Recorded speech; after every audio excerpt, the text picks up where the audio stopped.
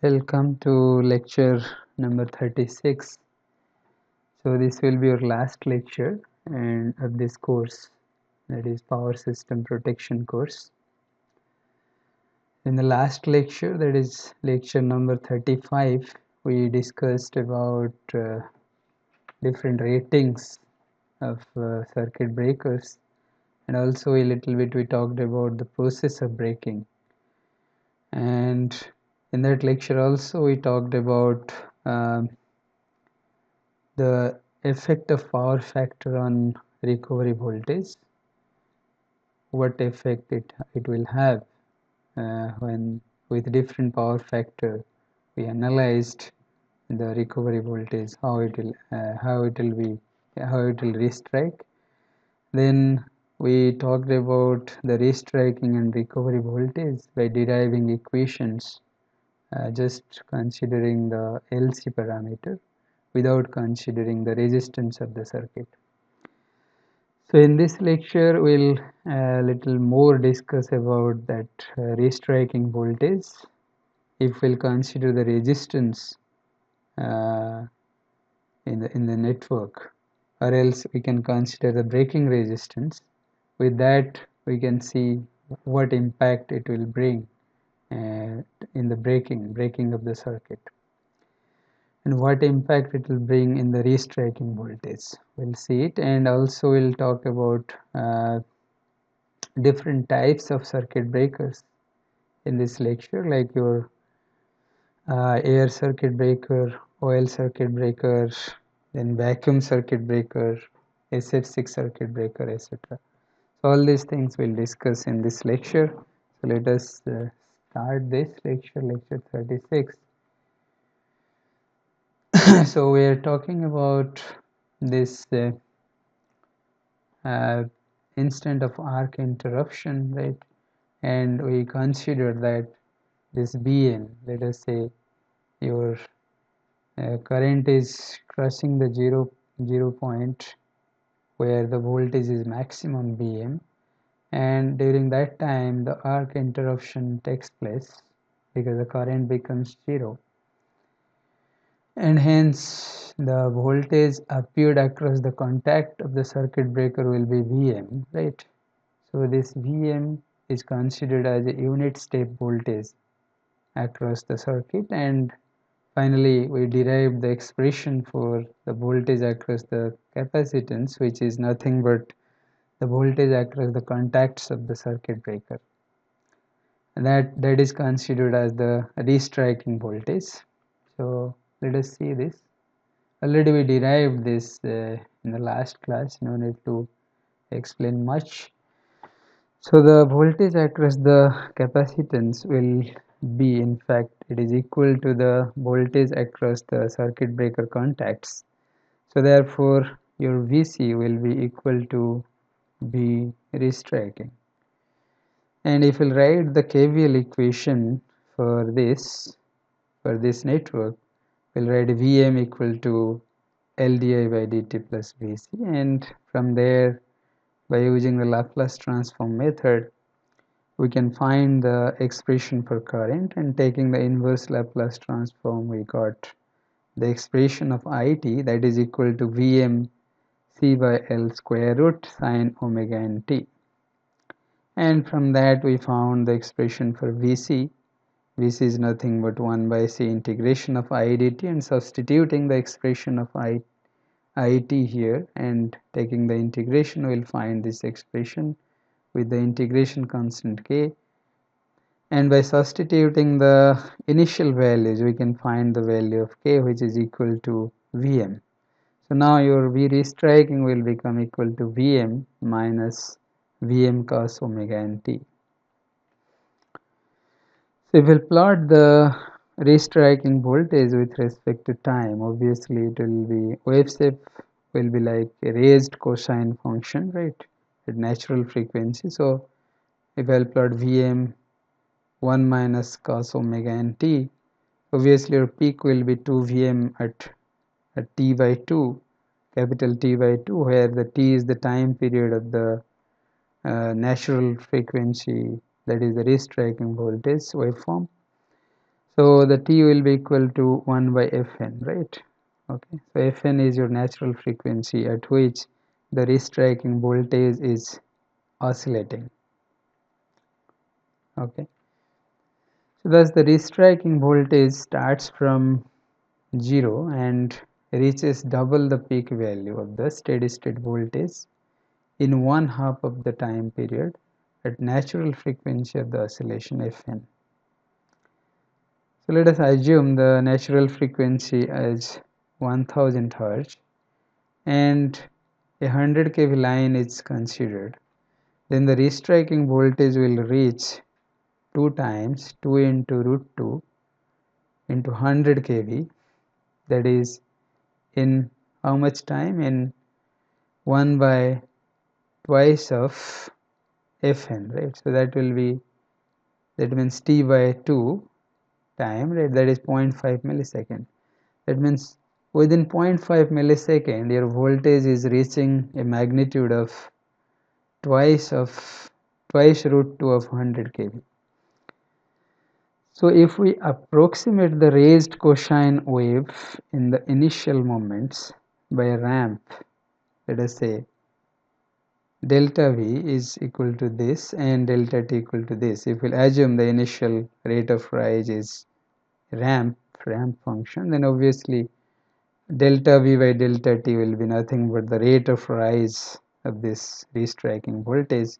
So hence the rate of rise of the restriking voltage will be delta V by delta T. It is nothing but equal to 2 twice of root 2 into 100 kV by 0.5 millisecond.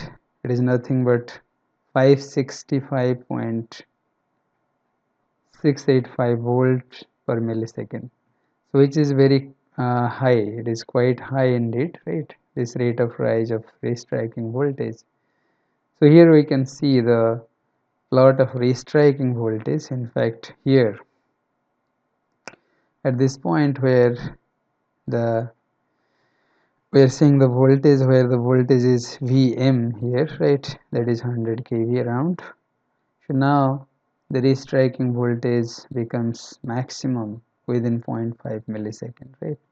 And it oscillates because it never dies out because the resistance is assumed to be 0 here in this case. So as the resistance is assumed to be 0, therefore it will not die out. There will be no damping factor.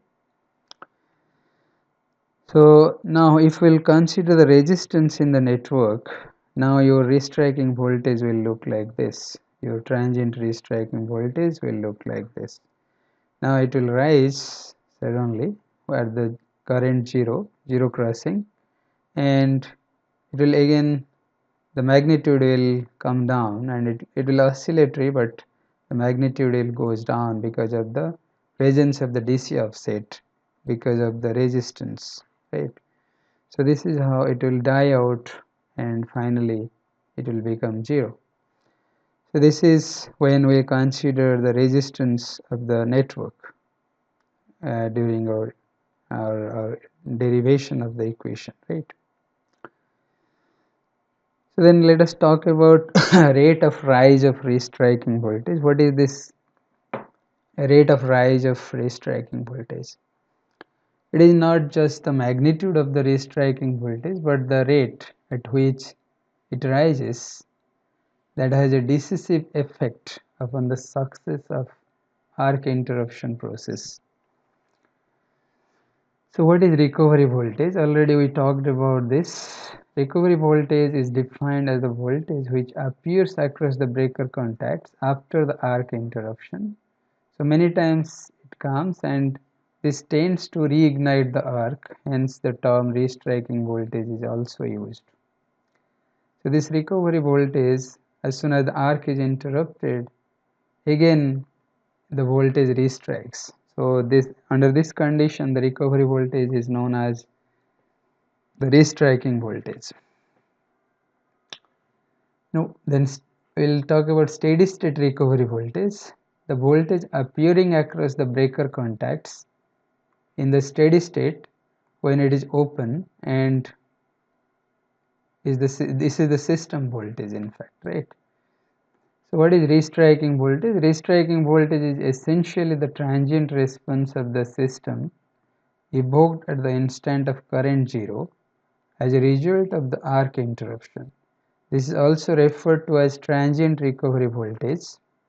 It is a function of power system inductance and capacitance. Already we derived the equation for restriking voltage, and under the condition as that R is equal to 0, therefore we found the restriking voltage as equal to Vm into 1 minus cos omega nt, where only L and C is considered. So the wave shape of the restriking voltage is that of raised cosine. The initial part of this wave can be approximated by a ramp-like waveform. The frequency of this wave is omega n equal to 2 pi fn, where fn is given by 1 by 2 pi under root 1 by LC, right? So then rate of rise of restriking voltage, as we have seen already, and the maximum rate of rise of restriking voltage. So rate of rise, if we'll take the derivative of this equation, then we'll find the maximum value of rate of rise of restriking voltage will be this, right?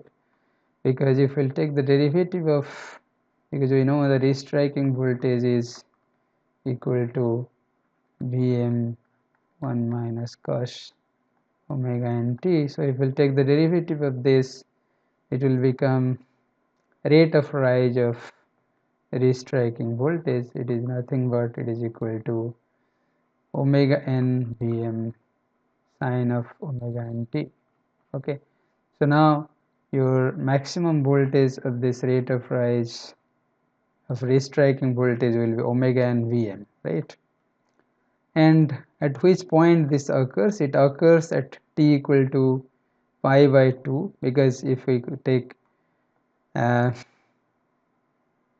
omega nt as, so if we'll take at t equal to pi by 2, so at omega nt equal to pi by 2, this happens, this maximum value occurs, and therefore from this you will find t equal to pi by 2 omega n.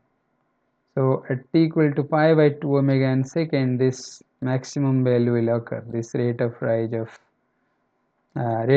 of restriking voltage maximum will occur at t equal to pi by 2 omega n second, right? Okay. Now we'll see the use of resistor during the breaking, how it plays important role. So now we can see in this circuit, previously we have assumed that L and C is considered for derivation of the equation of the restriking voltage. But we are considering another breaking resistor in parallel with the breaker contactor, right, which is connected through another switch. Now we can, with this, if we'll, under the condition when the circuit breaker is open, under that condition, if we'll find the equation of this circuit applying KVL, now your circuit looks like this. Your circuit breaker is open. Now this resistor, breaking resistor, comes in parallel with the capacitance, right? Now if we'll write the KVL equations,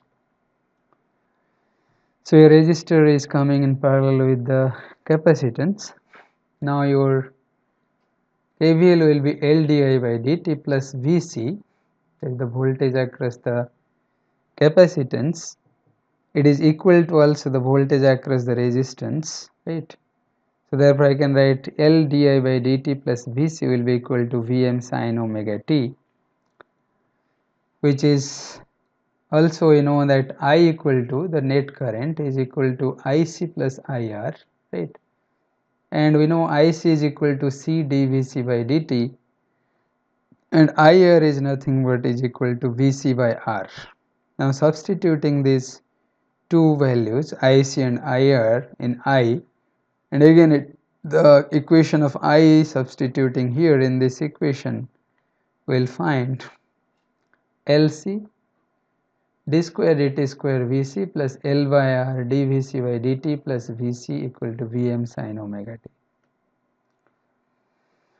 Then this equation, for this equation, if we'll find the roots for the characteristic equation, right, in order to see the characteristic of this, the response, right, characteristic of the response.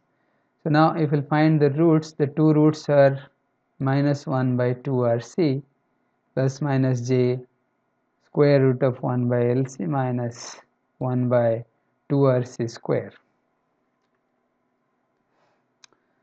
Now if we can from these roots, these two roots, we can decide whether the response is oscillatory under what condition, and under what condition the response will be damped out, under what condition the response is critically damped, right? So now we'll see the response will be oscillatory if under the condition if 1 by 2 RC square will be less than 1 by LC, right? It will be imaginary, so therefore it will be oscillatory. That is when R is greater than 1 by 2 square root LC. So this is the condition, this is the value of R when it is greater than 1 by 2 square root LC, your response will be oscillatory. Now your response will be non-oscillatory, that is damped response under the condition when your imaginary part will become the imaginary part will become real part, right? That means 1 by 2 RC square should be greater than 1 by LC. That is, R should be less than half of square root of L by C. So under this condition, your response will be non-oscillatory. The response will be critically damped if R will be equal to half L by C square root, obviously, right? When this under root will become 0, equal to 0, and this will lead to R equal to 1 by 2 square root L by C. So this, then your response will become critically damped, right? So this is how when we connect one braking resistor in parallel with the circuit breaker, this is how it has the impact and the response of the restriking voltage. So a response of the restriking voltage can be controlled. That means the restriking voltage can be controlled by adding the suitable value of resistance across the circuit breaker that we call the braking resistor. Let us consider this example. Find the maximum rate of rise of restriking voltage of a circuit breaker being used in a 400 kV line-to-line system when trying to clear a terminal fault. If the system can be modeled as an inductance of 33.9 millihenry and a lumped capacitance of 0.1545 microfarads, right? So this is very simple. So we need to find the rate of rise of restriking voltage and the maximum rate of rise of the restriking voltage. So we know the formula, very simple. Rate of rise of restriking voltage, the maximum value will be omega n Vm, that is equal to 2 pi Fn Vm. Just by substituting the values, we can get the values, right? And similarly, at which time it will occur, the time of occurrence can be found equal to pi by 2 omega n. Very simple, just substituting the values directly, you can find it. So the system RMS value is given, you can find the maximum value. So maximum value can be root 2 Vrms, right? So just substituting the values in the equation, you can find very easily, right? Fn will be equal to obviously 1 by LC square root, right? So sorry, this is omega n, this is omega n, and from omega n you will find Fn, right? Okay, so this is all about your restriking voltage and recovery voltage. Now let us talk about the low voltage circuit breaker. So obviously in case of low voltage circuit we use mostly air circuit breaker and oil circuit breaker before the advent of your SF6 circuit breaker and vacuum circuit breaker. So low voltage circuit breakers use the strategy of lengthening the arc, thus increasing its resistance. So when the arc length is increased, so your resistance of the arc will increase, so therefore it will extinguish very easily, where the arc cannot sustain for more time.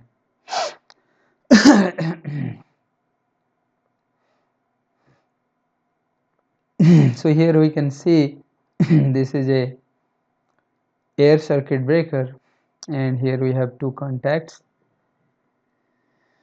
One is your fixed contact, this is your fixed contact, this is your movable contact. And now when the fault happens, your movable contact starts moving and your arc is here. We can see here first arc is produced here, right? Now if somehow we can make this arc length greater by blowing it out upward, right, then obviously it will extinguish very easily, right? So therefore a blowout method is devised. Here we can see this is a blowout coil around the circuit breaker, around the contact, and now this blowout coil will produce the magnetic field. When there will be arc, this magnetic field will force this arc to move upward, right? As soon as the arc will move upward, then the arc length will become more and more. So this is the basic principle behind this low voltage circuit breaker. This is called air brake circuit breaker for low voltage network for distribution systems. Another type of circuit breaker is here. It is shown also same principle will be applied. Here we have, this is the fixed contact, this is the moving contact, right? Now if the moving contact moves, right, in this direction, sorry. Now the moving contact, when the moving contact moves in this direction, so this is your arc length initially at T1. And now because of the magnetic field, when the magnetic field is applied, the magnetic field will force this arc to move upward, and this arc length will increase, right? So it will, therefore it will become easy to extinguish this arc. This is all about your low voltage circuit breaker. Then we'll talk about the high voltage circuit breakers. So in high voltage circuit breaker, let us consider the ball coil circuit breaker. So in the ball coil circuit breaker, there is a tank. We call it dead tank, right? This is the dead tank where the oil is filled completely, and inside the tank we have a fixed contact and the moving contact, right? So this is the moving contact this and these are the two fixed contacts where your external conductor is connected, right? Okay. Now when this contact moves downward, it gives the open circuit condition, right? So when the circuit breaks, the arc is produced, right? And as soon as the arc is produced, this arc will be extinguished through this oil medium, right? This oil in fact helps to quench the arc. Okay, this is arc quenching medium, oil. And because of this, obviously in the oil, the hydrogen is produced, and this hydrogen itself absorbs the heat from the arc, and therefore the oil remains cool. Okay. So this is how it operates. Then comes the minimum oil circuit breaker. So in case of bulk oil circuit breaker, the volume of oil used is very huge, but in case of minimum oil circuit breaker, the quantity of oil used is very less as compared to the bulk oil circuit breaker. So now I can see here, this is the structure, right? And this is your fixed contact. This contact is your fixed contact, and this is your moving contact, which moves upward and connects to the fixed contact. So as soon as there is the current breaking takes place and the production of arc, because the arc is produced, what happens? When the arc is produced, what happens? There is a high pressure. Okay, because of the high pressure, this oil expands and it moves this piston downward. And when the piston moves downward, the oil in this chamber will be injected horizontally. In fact, it is vertical to the arc, right? And when it is injected to the arc obviously becomes extinguished, right? So that means it is forced upon the arc because of this pressure produced because of the arc.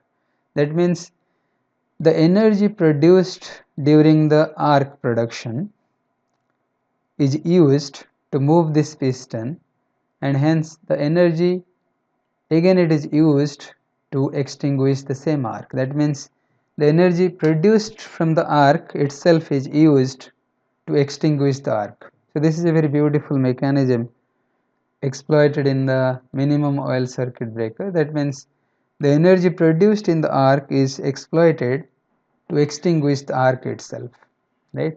So this is how, when the arc is produced, the pressure is increased and the piston moves downward, and the oil, high pressure oil, is injected on the arcing phenomena, arc, right? So therefore the arc extinguishes. Okay. This is the air blast circuit breaker. The phenomena is same, but whereas the structure, the design is different. Now you can see different parts of the air blast circuit breaker, where the one is your tank, right? Air tank, where the air is stored. And it is stored at 20 to 30 kg per centimeter square. And 2 is your insulator. So different cross section is shown. And 3 is your double arc extinction chamber. 3 here, 3 is here, and 4 is pneumatic operating mechanism. Number 4, right? So now we can go through this. This is pneumatic arrangement. Then number 5 is operating rod. This is your operating rod. Number 6 is valve. So valve is inside the insulator. And number 7 is fixed contacts. We can see here number 7. This is your fixed contact, and these are the moving contacts. Number 8 is the moving contact. Number 9 is connection for current. Okay, this is connection for current at two sides. And number 10 is compressor springs. This is your compressor spring. Number 11 is opening for air outlet. Number 12 is arcing horns. Number 13 is resistance switching unit. Number 14 obviously insulators. These are insulators. And number 15 is the port. Okay, so these are the different structures, and the principle of mechanism is same. Around the air is injected from here, right? And this is the mechanism.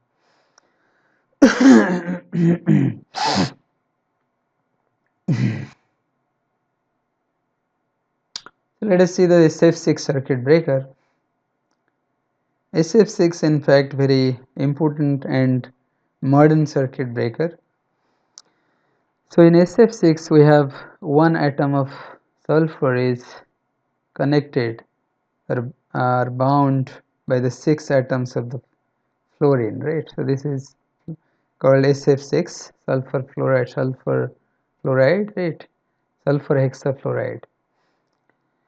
So SF6 circuit breaker, the favorable properties are SF6 is colorless, odorless, not soluble in water, and SF6 is 5 times heavier than air. SF6 is non-toxic, SF6 is inert, SF6 is highly stable, SF6 shows no sign of chemical change at temperatures well above the point at which normal switch oil begins to oxidize and decompose. At atmospheric pressure, SF6 has a dielectric strength of 2.5 times that of air. The dielectric strength increases rapidly with pressure, and at 2.1 kg per centimeter square it is equivalent to that of high grade switch oil. SF6 possesses a further useful property, that is, the mixture of small quantity of air produces no adverse effect on the dielectric strength. So SF6 is an electronegative gas. Being electronegative, it has affinity for capturing free electrons, thus forming relatively immobile negative ions. This causes rapid removal of electrons from the arc plasma, thus increasing the rate of loss of electrical conductance of the arc column as the current approaches zero.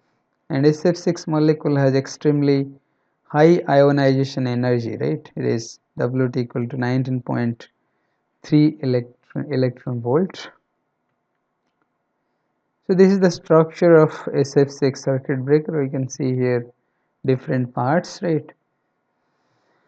So this is your whole housing of the circuit breaker, and we have different contact points. So number 2 is your main contacts at both the side. Here this is your main contact, right? Then number 3 is your arcing contact. This is your arcing contact, okay? This is the arcing contact, and number 4 also arcing contact. So number 4 and 3, they combinedly known as the arcing contact. 5 is the insulator, 6 is piston. You can see here 6, this is your piston at both the side, right? Then 7 is gearing. This is the gearing where the pin moves, the piston moves. Then 8 is the drive, and 9 is heating gap, and 10 is the heating volume here, and 11 is gas return channel here. 12 is overpressure valve, non-return valves. There are different parts of SF6 circuit breaker. Now when the arc interruption when the current is interrupted in the circuit breaker and the arc is produced, so a high pressure is in fact produced inside the chambers, right? And when the arc is restriked, when arc is produced, then from these chambers the SF6 is being blasted to the arc, right? This is how it operates, and the arc is extinguished. So there are two phases. One is pressure build-up phase, where the pressure is built up because of the arc, and using the energy produced in the arc, again the arc is extinguished. The same principle as the minimum oil circuit breaker, right?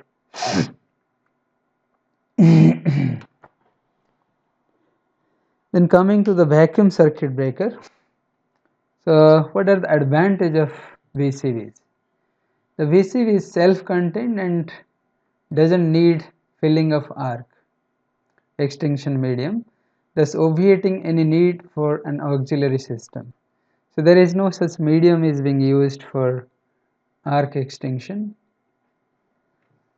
So the interrupter is sealed completely. Where the arc is interrupted, it is completely sealed, it made vacuum, and it doesn't need maintenance also.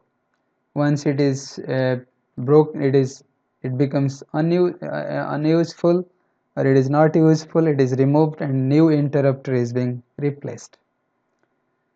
The breaker forms a unit that can be installed in any required orientation, right? The medium of arc extinction is non-explosive and silent in case of vacuum circuit breaker. The VCV has a long life and is suitable for repeated operations. There are certain disadvantages also. The disadvantages of VCVs are the vacuum interrupter is more expensive than other types of interrupters. Right? It is very expensive because it is designed in such a way that the inside chamber is made vacuum completely, right?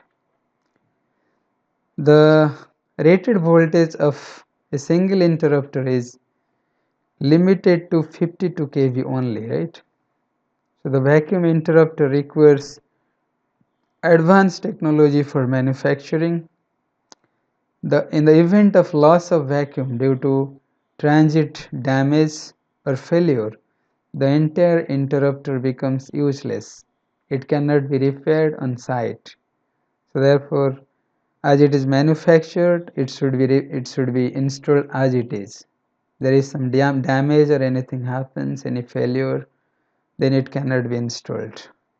Therefore, it is a costly affair.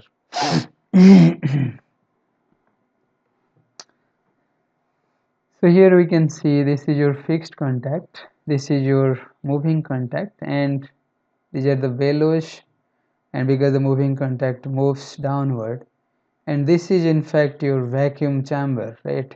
And we call it interrupter, where the arc is being interrupted. So this is the vacuum interrupter. It is very important and costly.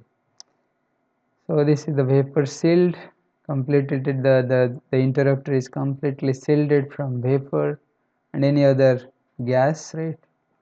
So now we can see and we can summarize the different types of circuit breakers and its use. So we can see here for low voltage circuit, obviously we can use the air brake circuit breaker up to 440 volt. In case of residential areas, right? But above that, right, like for 11 kV and above, we need to use the oil circuit breaker, whether it is bulk oil circuit breaker or minimum oil circuit breaker, right? So bulk oil circuit breaker is used for 11 kV, 33 kV and 66 kV, and minimum oil circuit breaker is used for 33, 66, 132 and 220 kV, up to 220 kV. And again air blast circuit breaker is used for 132, 220 and 400 kV. And vacuum circuit breaker only it is used till now 11 kV and 33 kV because of its design aspect, because it can be the interrupter can be designed only up to few kilovolts. So therefore, though it is very modern technology, but it is very difficult and costly affair in production and installation. So therefore, till now the vacuum circuit breaker is designed only up to 33 kV, right? And if we'll see the circuit breaker history, the bulk oil circuit breaker, minimum oil circuit breaker, and air blast circuit breaker, they are all now obsolete. It means they are very less used in the industry nowadays. In fact, SF6 circuit breaker is more in use, and SF6 circuit breaker is designed for all kinds of all ranges of voltages. So you can see from 11 kV to 735 kV, even this is 765 kV, sorry, 765 kV. For all ranges of voltages, this SF6 circuit breaker already has been designed and installed, manufactured and installed, and this is also a modern technology and very useful. So SF6 circuit breaker nowadays, it is most of the industries they are preferring to install in their complexes. Right? So this is all about your circuit breaker, and in fact we finished your course, and these are the references we referred during preparing these slides, presentations and lecture notes. So first reference is your power system relaying, 4th edition by Stanley H. Hurwitz, Arun G. Phadke, is by Wiley. Second reference is Fundamentals of Power System Protection by Y.G. Paithankar and S.R. Vide. And third reference is your Digital Power System Protection by S.R. Vide. And the fourth reference, obviously, your NPTEL lecture course material, and it is provided by Professor Soman, IIT Bombay. So this is the kind acknowledgement to all the authors of these books and the notes. So thank you very much for your kind attention, and this is the end of your course. There is no further lecture in this regard in power system protection. So thank you very much.